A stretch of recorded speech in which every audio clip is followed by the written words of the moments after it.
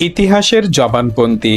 আজ জানবেন বাংলাদেশের ইতিহাসের একটি গুরুত্বপূর্ণ বই, ইতিহাসের কাঠগড়ায় আওয়ামী লীগের দ্বাদশ পর্ব।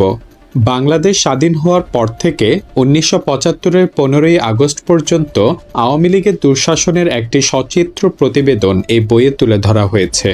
বিশেষ করে বইটিতে লেখক আহমেদ মুসা তুলে ধরেছেন তৎকালীন সময়ে মুজিববাদ প্রতিষ্ঠান নামে শেখ মুজিবের সরাসরি পৃষ্ঠপোষকতায় মুজিব বাহিনী, রক্ষী বাহিনী, লাল বাহিনী সহ বিভিন্ন আধাসামরিক ও বেসামরিক সশস্ত্র বাহিনীর যথেচ্ছা সন্ত্রাস, বিরোধী মতের উপর দমন পীড়ন, আওয়ামী লীগ নেতাদের অকল্পনীয় দুর্নীতি, ভোট চুরি সহ শেষ পর্যন্ত এক নেতা এক দেশ তথা বাকশাল কায়েম করতে গিয়ে প্রচণ্ড ক্ষোভের মুখে সপরিবারে হত্যাকাণ্ডের শিকার হন শেখ মুজিবুর রহমান।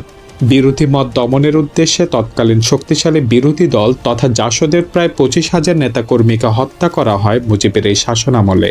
নির্যাতনের ধরন এতই নির্মম ছিল যে তৎকালীন কোনো বিশ্লেষক একে ভারতের সেন্ট্রাল রিজার্ভ পুলিশ তথা সিআরপি, হিটলারের এমএম এবং পাকিস্তানের এসআরজি বাহিনীর নির্যাতনের সাথে তুলনা করেছেন। তাই আমি আমার শ্রোতাদের মধ্যে 18 বছরের নিচে অথবা দুর্বল চিত্তের সকল শ্রোতাদের এই বইটি না শোনার জন্য অনুরোধ করছি। ইতিহাসের কাঠগড়ায় আওয়ামী লীগ বইটি পাঠ করছি আমি মাহমুদুল হাসান।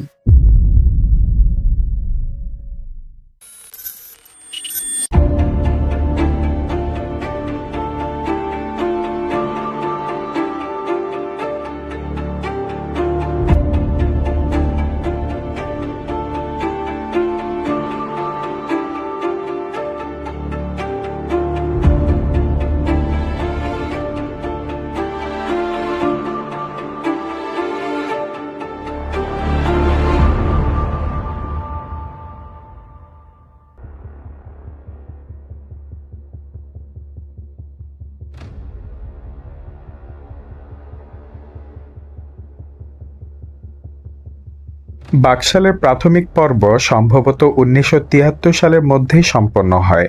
1974 সালে শুরু হয় এর ব্যাপক প্রস্তুতি পর্ব। 74 সালের 13ই জানুয়ারি জাসদ ঘোষণা করে যে 20শে জানুয়ারি পল্টনে তারা জনসভা করবে। আওয়ামী লীগও সেদিনই পল্টনে জনসভা ডাকে। এ নিয়ে প্রচণ্ড উত্তেজনার সৃষ্টি হয়। তখন ঢাকার অতিরিক্ত জেলা ম্যাজিস্ট্রেট এক নির্দেশে 14 জানুয়ারি থেকে 3রা ফেব্রুয়ারি পর্যন্ত ঢাকা ও নারায়ণগঞ্জে 144 ধারা জারি করেন। পরে তা অনির্দিষ্টকাল বাড়িয়ে দেওয়া হয়। 20শে জানুয়ারি রাজশাহীতেও 144 ধারা জারি করা হয়। 14 জানুয়ারি জাসদ এই 144 ধারা জারির তীব্র নিন্দা করে এবং এই ধারা প্রত্যাহারের দাবি জানায়। 16 জানুয়ারি জাসদের ঢাকা নগর শাখার সহসম্পাদক অপহৃত হন। 18 জানুয়ারি জাসদ 144 ধারা ভঙ্গ করে মিছিল বের করার চেষ্টা করে। পুলিশ কাঁদানি গ্যাস ছোড়ে, লাঠিচার্জ করে এবং বহু লোককে গ্রেফতার করে। জাসদের ডাকে 20শে জানুয়ারি ধর্মঘট পালিত হয়। বিকেলে তারা 144 ধারা ভঙ্গ করে এক বিরাট জঙ্গি মিছিল বের করে। পল্টনে সকাল থেকে বিপুল সংখ্যক রক্ষী বাহিনী মোতায়েন করা হয়। তারা মিছিলের উপর বর্বরোচিত হামলা চালায়। পরদিন এক সরকারি প্রেসনোটে ঘোষণা করা হয় কোনো অপ্রীতিকর ঘটনা ঘটেনি।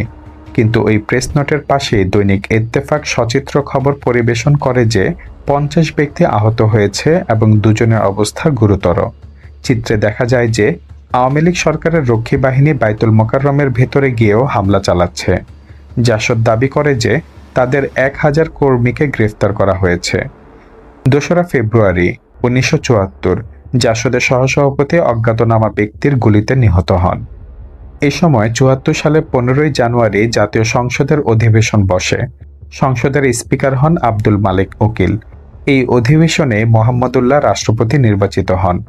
28শে জানুয়ারি আব্দুল মালিক উকিলের স্পিকারত্বের সময় প্রথম যে আইনটি তিনি কণ্ঠভোটে পাশ করেন তা ছিল রক্ষী বাহিনী বিল।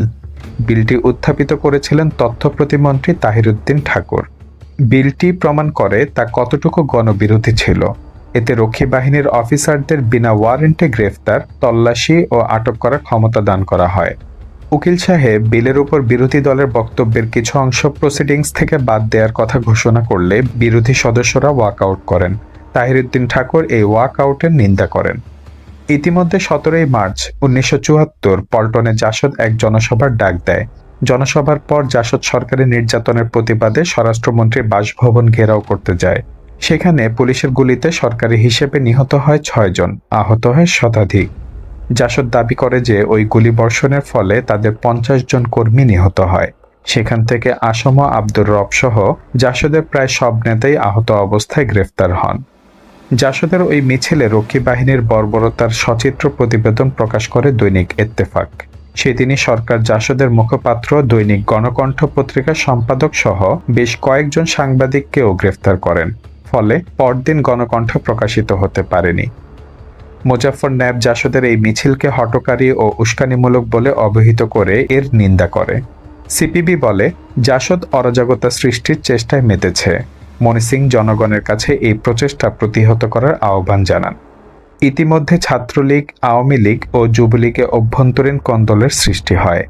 পরিণতিতে 1974 সালে 4 এপ্রিল ঢাকা বিশ্ববিদ্যালয়ের মহসিন হলে 7 জন ছাত্র নিহত হয়।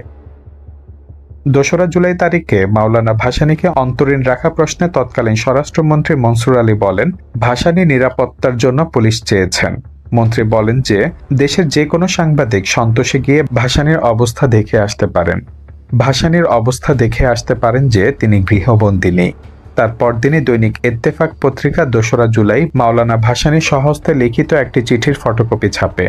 ওই চিঠিতে মাওলানা ভাসানী প্রধানমন্ত্রী শেখ মুজিবুর রহমানের উদ্দেশ্যে বলেন, 29 জুন আমার ঐক্যফ্রন্টের কর্মীদের উপর রমনা থানার পুলিশ যে দুর্ব্যবহার এবং প্রহার করেছে তার তদন্ত করে দোষী ব্যক্তিদের কঠোর শাস্তি দানের দাবি জানাচ্ছি। সমস্ত রাজনৈতিক বন্দী এবং আমাদের ঐক্যফ্রন্ট এবং ছাত্রকর্মী ও নেতাদের আশুমুক্তি দানের দাবি জানাচ্ছি। 29 জুন দিবাগত রাত্রি 2:30টার সময় মশিউর রহমানের বাড়িতে বহু পুলিশ ও উচ্চপদস্থ পুলিশ অফিসার ঢাকার এডিসির দস্তখতযুক্ত ডিটেনশনের অর্ডার দেখিয়ে 30 দিনের জন্য ঢাকা সেন্ট্রাল জেলে রাখার জন্য আমাকে গ্রেফতার করে। পরে সেন্ট্রাল জেলের রাস্তা পরিবর্তন করে সন্তোষে কড়া পুলিশ পাহারায় নজরবন্দি রেখেছে। কিন্তু বড়ই পরিতাপের বিষয় এই যে আইয়ুব শাহীর আমলেও তোমার বাসার নিকট 8 জন পুলিশ, 2 জন হাবিলদার, 1 জন সাব ইন্সপেক্টর পাহারায় তোমাকে ধানমন্ডিতে নজরবন্দি রেখেছিল। আজ তোমার আমলে সন্তোষে অসংখ্য পুলিশ, হাবিলদার, এসআই, আরআই, 1 জন ডেপুটি সুপার দ্বারা আমার বাসার চারদিক ঘিরে রেখেছে। এমনকি পায়খানা পেশাবখানাও বাদ পড়েনি। আমার গরু ঘরেও পুলিশ আছে। সরকারের কোনো ঘরের ব্যবস্থা নাই। আমার মেহমানখানা ও ছেলে মেয়ে থাকার ঘরেও পুলিশ পাহারা আছে। একজন ডিআইবি ওয়াচার আমার ঘরের দরজার সম্মুখে, যেই ঘর আমার বিবাহিতা মেয়ের জন্য, সেই ঘর সর্বদা পাহারায় থাকে। বাহিরে ভিতরে বাসার লোকজন ডেপুটি সুপারের পারমিশন নিয়ে যাতায়াত করে। শেখ মুজিব, তোমার আমলে আমি অমানসিক নির্যাতন ভোগ করব এটা কল্পনাও করিনি। অদৃষ্টের পরিহাস। তাই তুমি যত শীঘ্রই পারো অনুগ্রহ করে আমার বাড়িতে মেয়েদের পর্দাপোশিদা রক্ষা করার জন্য নিজস্ব ঘরে বা তাঁবুর ব্যবস্থা করে পুলিশ ও অফিসারদের রাখার ব্যবস্থা করবে, অথবা টাঙ্গাইল বা অন্য কোনো স্থানে আমার পরিবারবর্গ সহ থাকার স্থান পরিবর্তন করার ব্যবস্থা সত্বর করবে। এই চিঠি যেদিন প্রকাশিত হয় সেদিনই ইত্তেফাক সহ কয়েকটি পত্রিকার প্রতিনিধি স্বরাষ্ট্রমন্ত্রীর কথা মতো মাওলানা ভাসানীর সাক্ষাৎকার নিতে সন্তোষে যান।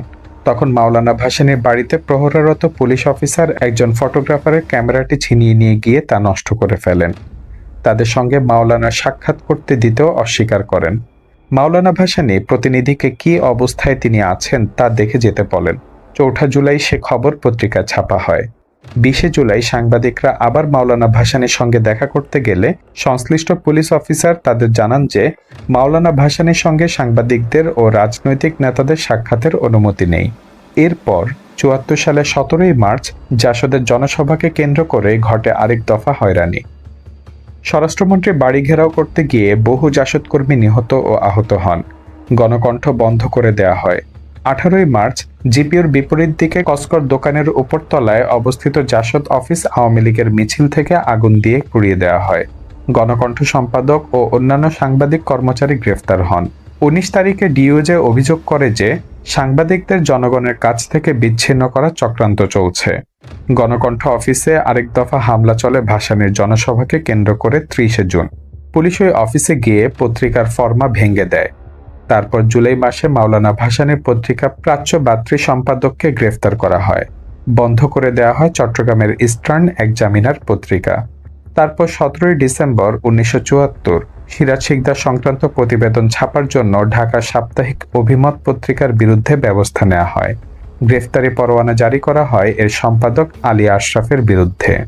পৃষ্ঠা 8 থেকে 27 ও 31 থেকে 53 এবং 72 থেকে 73।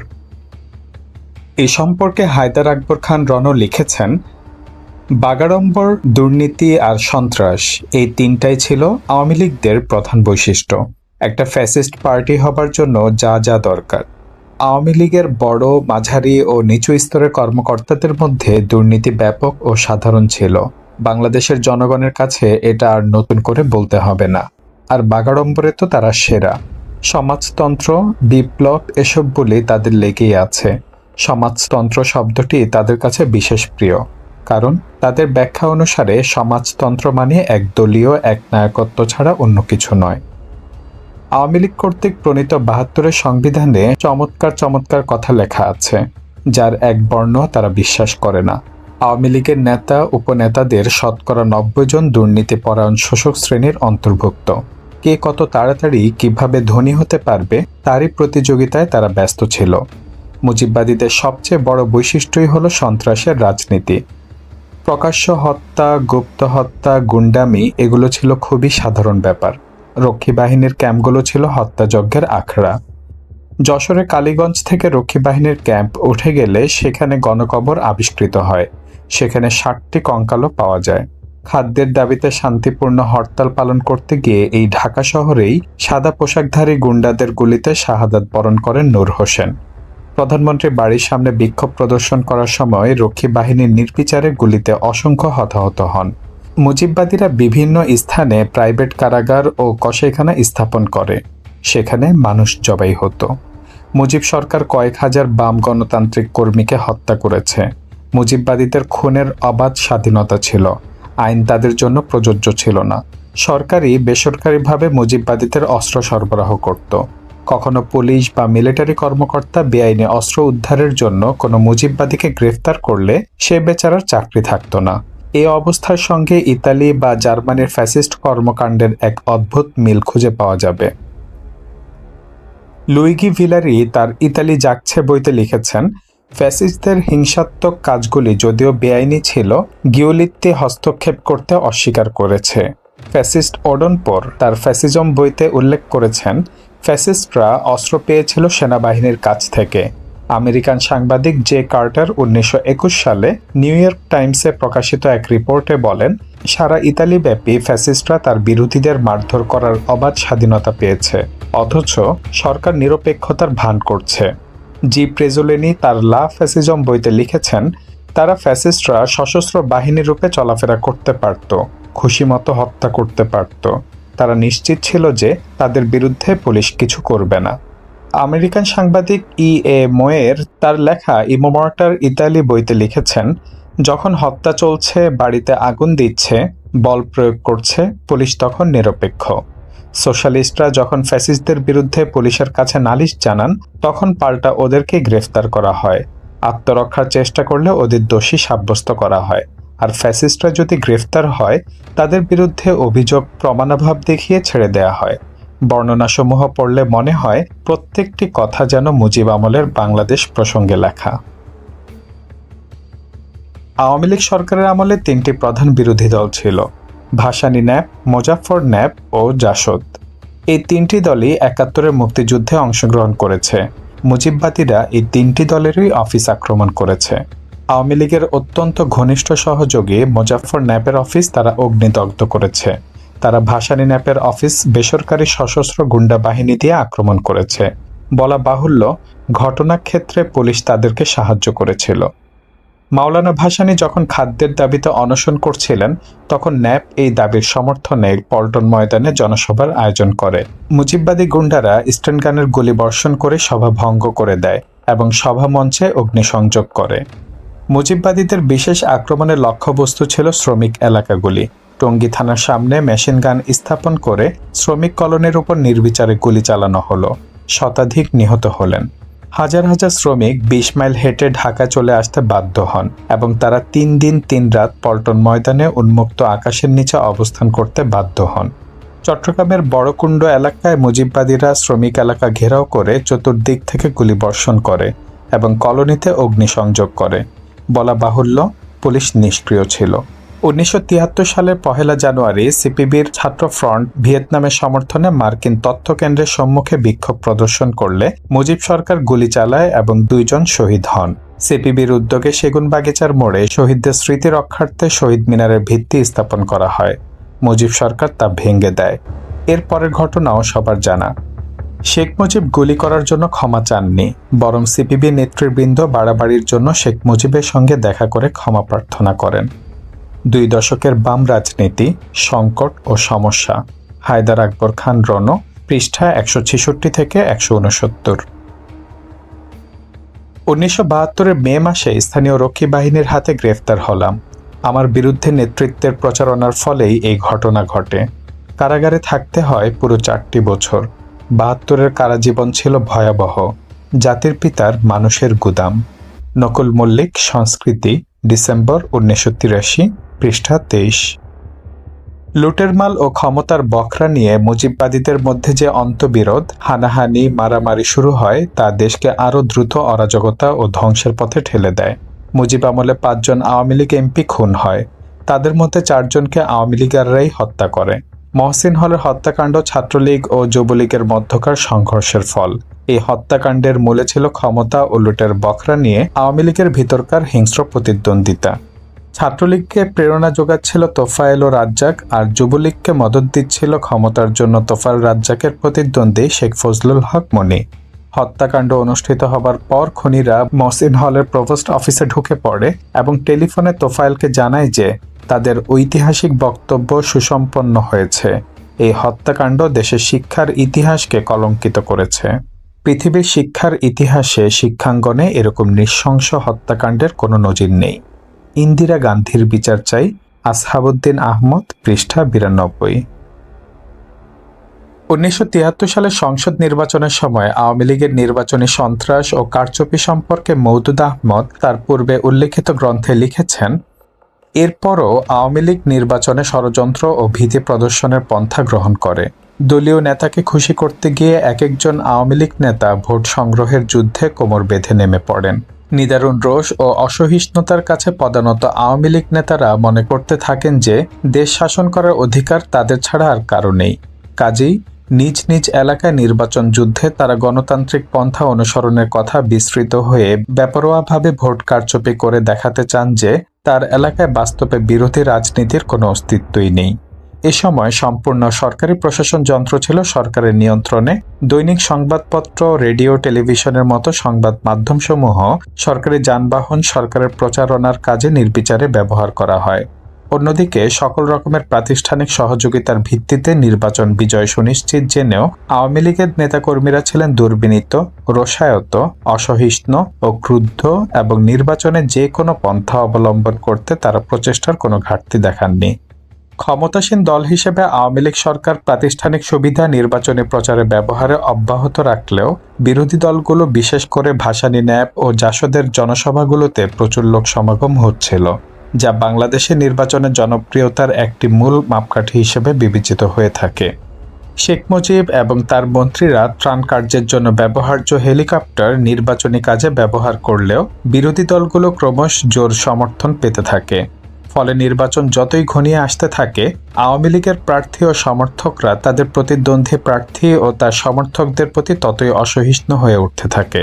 নির্বাচনে পদপ্রার্থী হিসেবে মনোনয়নপত্র পেশ করার সময় ক্ষমতাসীন দল ও বিরোধী দলের মধ্যে সর্বপ্রথম প্রত্যক্ষ বিরোধের সূচনা ঘটে।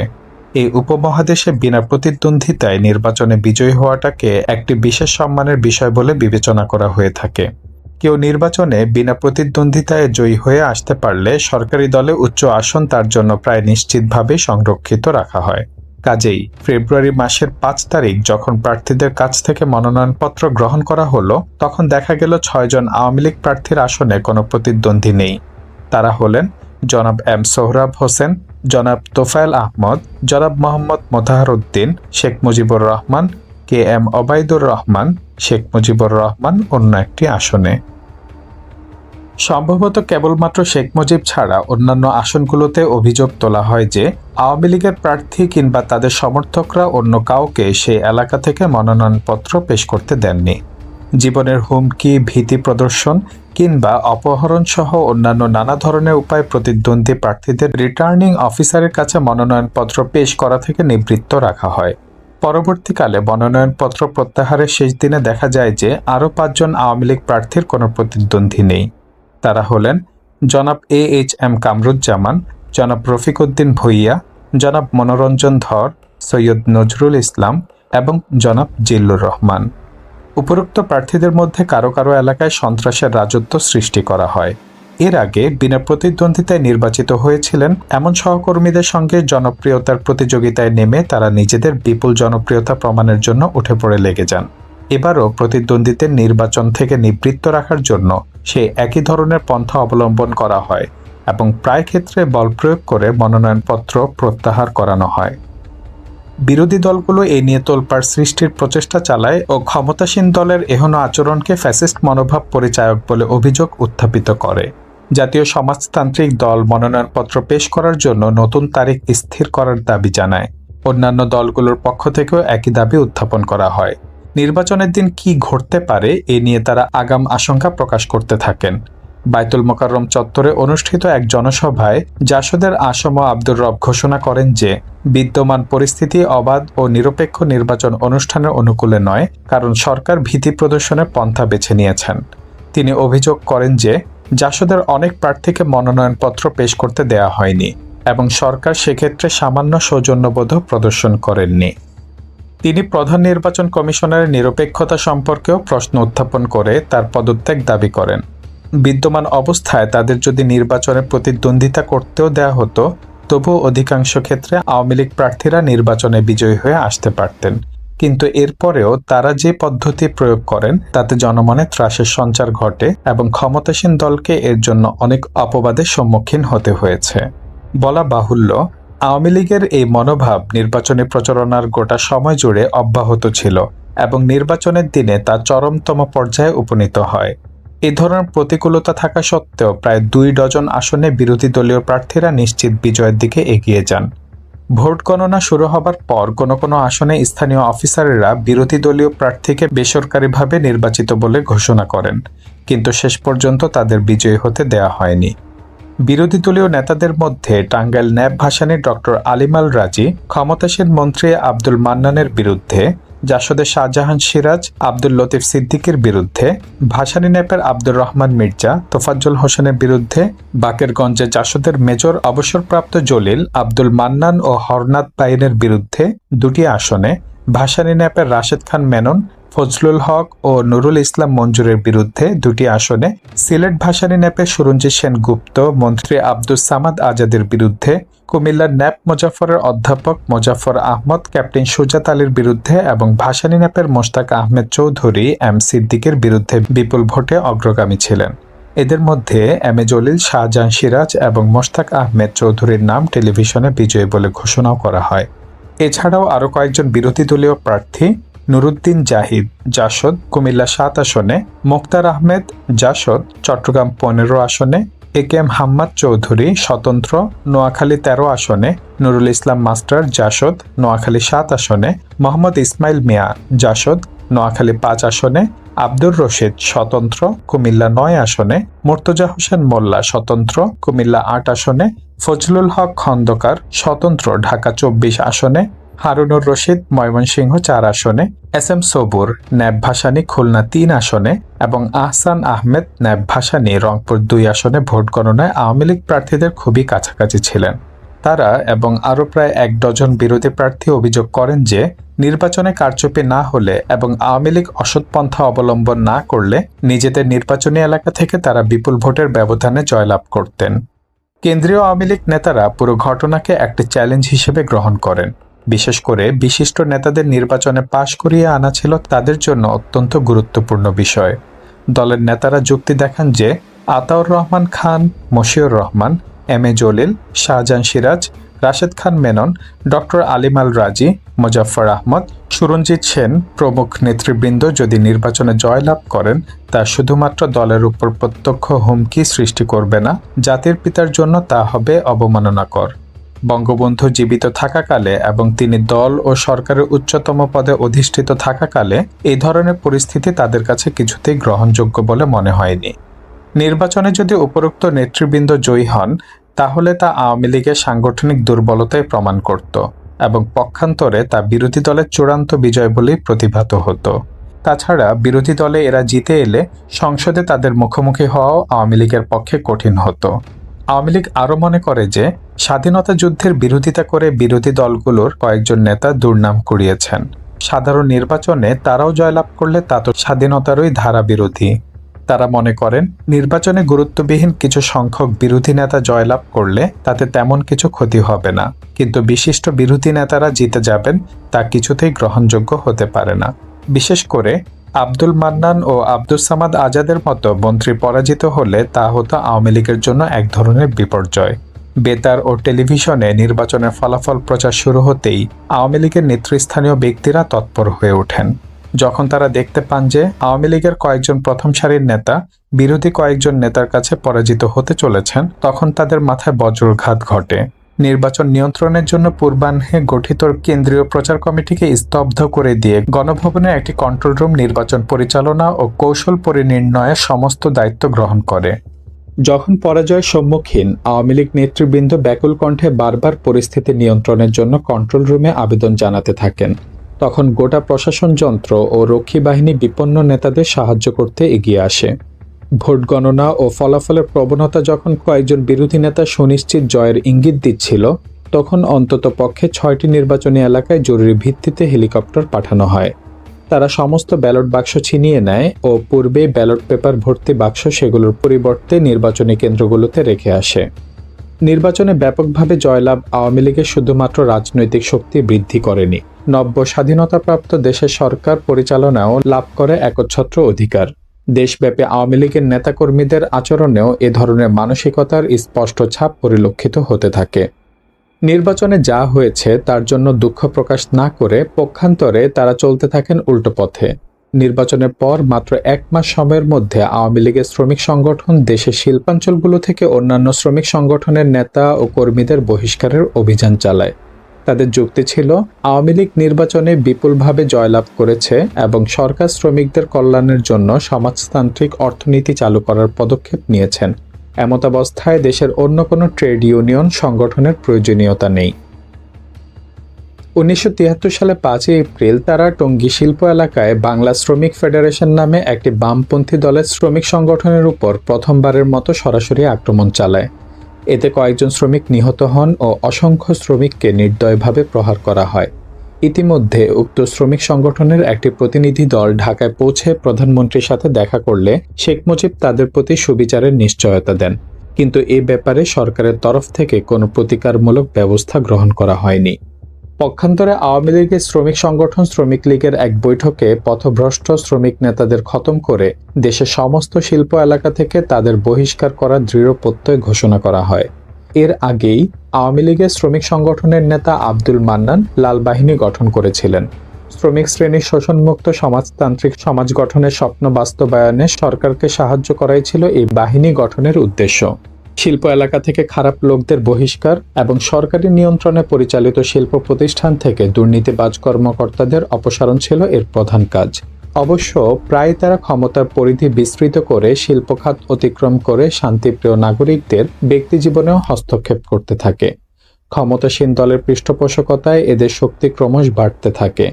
ফলে রাষ্ট্রায়ত্ত শিল্প খাতগুলোর জন্য যে শৃঙ্খলা ছিল অতি প্রয়োজনীয়, ক্রমশই সেই শৃঙ্খলার ভিত ধসে যেতে থাকে।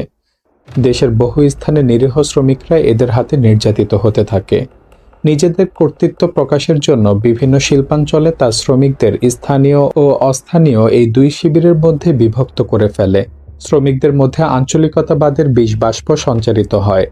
এর আগেই প্রথমে টঙ্গী ও পরে কালুরঘাট ও সর্বশেষ চট্টগ্রামের বাড়বকুণ্ডে অবস্থিত আর পাট ও বস্ত্রকলে কয়েকজন শ্রমিককে হত্যা করা হয়। তাদের বেশিরভাগই চট্টগ্রামের বাইরের জেলাগুলো থেকে বছরের পর বছর ধরে কাজ করেছিলেন।